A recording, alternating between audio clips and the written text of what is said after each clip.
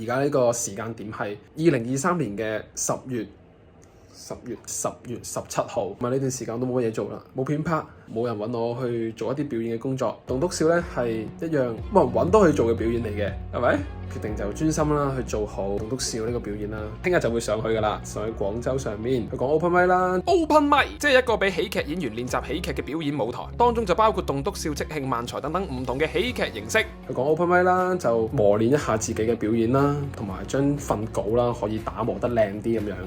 係啦，希望到時將來做 show 有機會就用啦。聽日份稿啦，好啦，背稿，加油！講緊去搭高鐵啊！今次選擇去廣州，其實我都諗咗好耐。一嚟啦，係俾廣州嘅喜劇朋友勾引到啦；二嚟，其實我都問過自己，我唔一定要繼續去做喜劇，係咪真係咁中意做喜劇啊？所以我特登揀咗呢個咁難先去到嘅舞台，唔知我又堅唔堅持到啦。背稿。Hello， 大家好啊 ！Hello。哇，好開心啊！今日係我第一次喺呢個舞台度表演啊！咁啊，見到好多觀眾入場啦，基本上都冇晒位。但係咧，我今日最開心嘅件事咧，就係我喺門口咧練緊嗰份稿嘅時候咧，咁咧然之後觀眾我見到佢入咗嚟啊，佢就喺門口行過，食住煙，然之後講咗一句：真係冇位喎！呢壇閪嘢，真係，即係哇！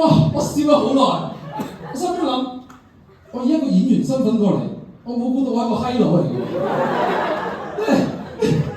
唉，得我然之後我話唔得，份稿高住先啊，講咗呢一個先啊。好，睇到呢度先啊，咁多位後邊嘅內容咧係我用咗好多時間去寫嘅，咁啊基本上都係冇人笑嘅。咁之後我都有一直上嚟去試啲笑話，但大部分都冇咩人笑。突然有一日，我發現我可能俾支手揸咪限制住咗我嘅肢體表演，我決定轉用掛耳咪，好舒服。果然都係冇人笑。始終拍搞笑片同做棟篤笑的確係兩件事嚟。而呢個時候精明嘅我突然間發現，每次講 open mic 都要住一晚酒店啩，浪費咗啲錢咯，係咯，成個二世祖咁依家。呢個開支實在太大啦。所以我決定開始即日來回講 open mic。今日咧就搭咗5點半高鐵上到嚟，講一講 open mic 之後咧，今晚就搭10點高鐵就走啦，即日來回。阿威賢，好啲！我想講咧，即係一個人出咗名咧，其實都唔係一件好事嚟嘅。你明咩？講佢做嘅嘢。做完啦，做完啦。咁依家咧就講去10點鐘嘅高鐵翻澳門。講多次。由嗰陣時開始，我就一直不斷即日來回去講 open mic，有時即日來回咁樣坐，你都未話唔辛苦。不過呢啲辛苦都只係小事，最辛苦就一定係你將寫好嘅笑話講出嚟嘅時候，唔好後悔，靜晒啊！今晚嘅表現麻麻，唉，即係有啲預期可能有反應好笑嘅位，觀眾就冇笑到咧，然之後就個心態要好強勁咯，跟住又要一直托住咁啊，繼續去自信咁講，教啦，做自己中意做嘅事，努力只係基本。假如你都係好迷茫嘅話，我想同你分享，其實做人同寫笑話一樣，都係要經歷過打磨先會成為俾大家肯定嘅笑話。有一個笑話啦，我喺上邊試咗3次。咁啊，即係個效果都唔係好好，即係我一直講，終於試到一個位係大家好驚喜，之後爆笑，我係好興奮，好開心。咁啊，我諗我興奮到今晚應該都要2個鐘先可以瞓得着嘅。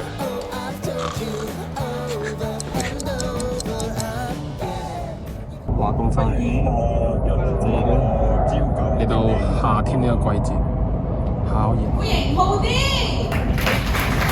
Hello， 各位大家好啊！哇，不過係清明節嘅前夕啊，大家4月17號啦。喂，俾啲氣俾人聽下啊！我手指啦，節日流流嚇。咁都係清明節嘅前夕啦。嗱，認真嘅，有冇人諗住睇完 show 之後咧過去倒數嘅？有冇啊？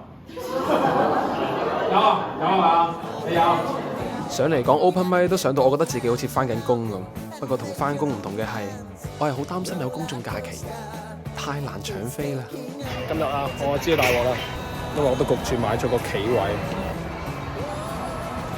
我要企個幾鐘返珠海。就係咁，唔經唔覺上嚟講 open mic 已經講咗大半年啦。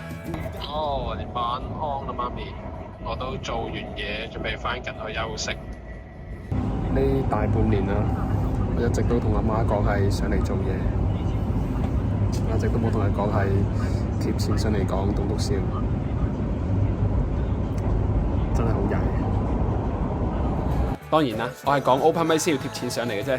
平時我都有接一啲商業演出嘅，多謝朋友對我嘅信任，但最主要一定係多謝觀眾對我嘅支持。我成日要跟睇你㗎。而喺咁多個觀眾入面，最支持我嘅一定係我阿媽。無論佢有冇嚟睇我個 show 都好啦，佢都會留言話個 show 好睇。可能佢都唔知道，其實佢係我朋友圈留嘅呢條好評，係只有我同我屋企人先見到。但係佢就係一心盡盡佢能力去幫我做自己中意做嘅嘢。所以之後我都少咗拍片，咁啊，希望用多啲時間，多啲上嚟，多啲去唔同嘅平台，多啲寫稿，為嘅都係一開始出發嘅目標。係啦，希望到時將來做 show 有機會就用啦。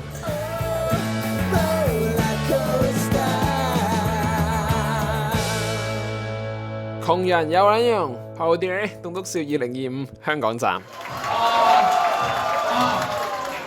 既然咁好反應，咁今日就到呢度啦，好嘛？